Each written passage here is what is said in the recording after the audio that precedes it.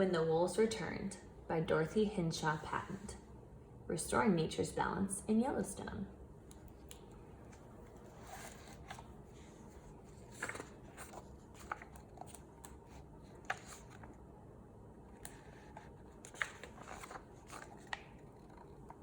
Yellowstone is a very special place, a land where giant geysers blow jets of steam hundreds of feet into the chilly evening air, and large herds of elk graze along the river shore. That was Yellowstone in the 1800s, a magical region tucked into the northwestern corner of Wyoming, a place where nature had been allowed to take its course with little human interference.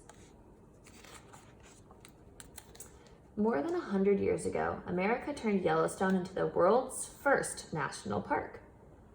Yellowstone contains more geologic wonders than any other place on Earth. Steaming mud pots, boiling hot pools, jetting geysers, and a fabulous, colorful canyon with stunning waterfalls. The government realized what a treasure the area was, and in 1872, the United States Congress declared it to be a national park.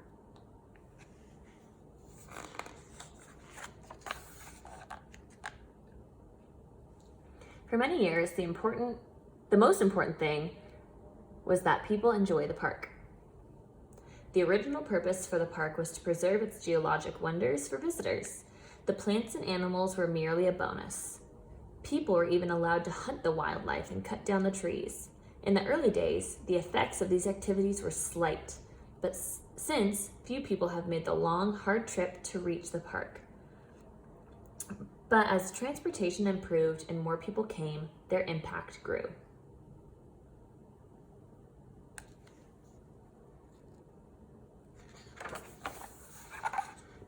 Because wolves fed on the elk and deer that people liked, hunters were paid to kill the wolves. By 1926, the wolves were all gone. In the early years, the park officials didn't understand that predators like wolves are just as important in nature as plant eaters like elk. They thought killing predators would help the elk and other big game animals. Safe from wolves, elk became more numerous as the years passed. When the weather was mild, many elk calves survived, and the population swelled. But during severe winters, the population would crash as thousands starved. To control the elk, park rangers trapped many of them and sent them to other parks and preserves. Rangers also had to shoot and kill them by the hundreds to keep their numbers down.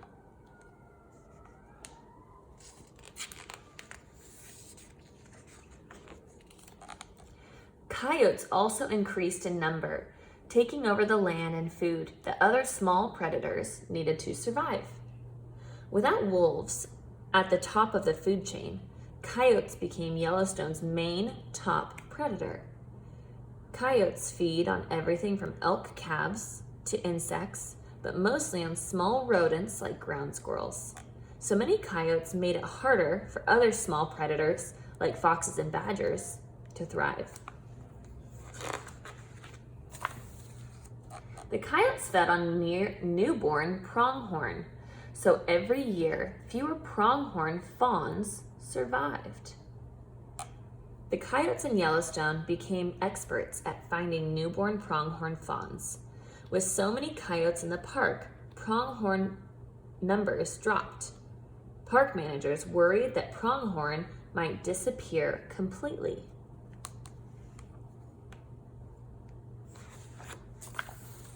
Even the trees and shrubs in the park suffered because the wolves were gone. Because so many elk were eating the young shoots and bark, few young aspen trees, cottonwood trees, and willow shrubs grew to replace the old ones that died. Before long, the songbirds that lived and nested in these trees and bushes became rare.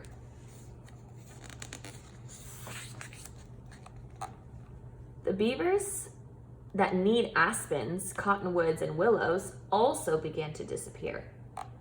Beavers live in rivers and streams. where they use their strong, sharp teeth to cut down trees like aspens.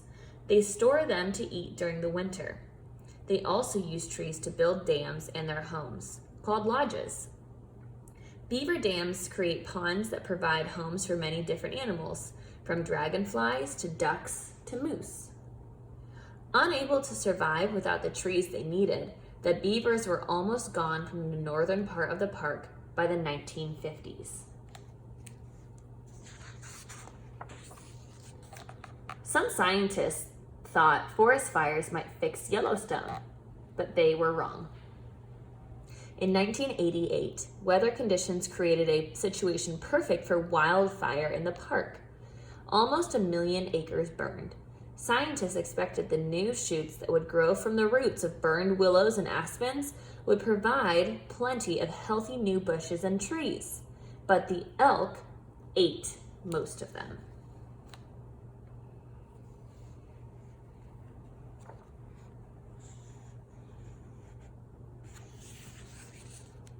Scientists finally decided that returning the wolf might help solve the park's problem. For thousands of years, wolves lived in Yellowstone along with the other animals. Many of the problems in the park began soon after the wolves were eliminated. After studying the problem, scientists predicted that returning the wolves could control the numbers of coyote and elk. This, scientists believe, would allow other living things, like aspens and ground squirrels, to thrive once more. Many people fought the idea of bringing back wolves, but they lost the battle. Ranchers living nearby worried that the wolves would leave the park to prey on their cattle or sheep, but most Americans believed it was time for the wolves to return. Wolves trapped in Canada were brought to Yellowstone in 1995 and 1996. 7 groups of wolves were set free in different parts of the park. Each group, called a pack, lived in a wide area called a territory. It didn't take long for them to feel at home, as there were plenty of prey, especially elk, for them to hunt. When the wolves were brought back, they thrived and multiplied. Year by year, the number of wolves in Yellowstone grew. When the pack became too big, it broke into smaller packs that slowly filled the habitat in the vast park. Now, about 12 wolf packs live in the park. The total wolf population varies, but there are usually around 150 wolves. Wolves chased and killed the coyotes until half of them were gone. Wolves are much bigger and stronger than coyotes, and they saw the coyotes as competition. They killed them or chased them from their territories. Now the coyotes are learning how to survive around wolves, and their numbers are increasing again. They often feed on the remains of wolf kills, but they stay out of the wolves' way. With fewer coyotes hunting them, pronghorn and other prey animals survive more easily. With fewer coyotes on the prowl, more pronghorn fawns can survive, helping this graceful animal grow in numbers.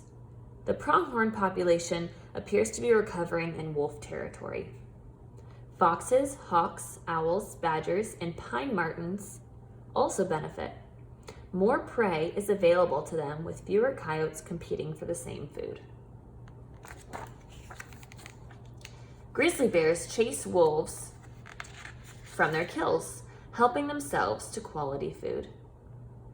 Grizzly bears are much bigger than wolves and can chase them away from their kills, so wolf kills provide food for grizzlies, especially in the spring and fall.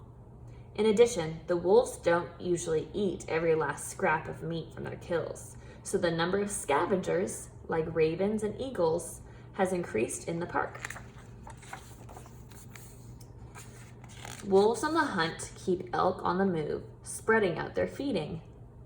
Without wolves, the elk would linger along the streams in the park, sheltered from the wind, eating the shoots of willow and aspens before they had a chance to grow. Now, the elk must keep on the move to make it harder for the wolves to find them. They tend to spend more time in open, grassy country where they can see danger coming. or along the edges of the forest where they can escape more easily. Young aspens, cottonwoods, and willows can grow again, and the animals that need them are also coming back. With elk on the move, willows in particular are making a comeback. As the plants they depend upon recover, the beavers are also returning. In 1996, only one beaver colony lived in the far northern part of the park. By 2003, there were 9. Scientists hope birds that hunt from aspens, like the great gray owls, and songbirds that nest along the shores of the ponds, such as the dusky flycatcher, will also become more common.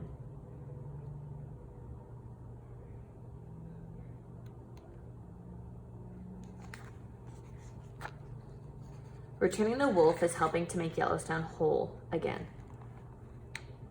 A natural system like Yellowstone is very complex. The weather is different every year. If summer brings enough rain and sun for the plants to prosper, and if the winter is mild, the elk will prosper. The next year, the wolves will feast and trim the elk population, and so on. Thus, the balance of nature is always changing. But when all the pieces of the puzzle are present, the extremes are eliminated. Scientists hope that as the years go by, even more plants and animals that have become rare in the park will return. Today, Yellowstone is working its way back to a changing but healthy system, thanks to the wolves' return.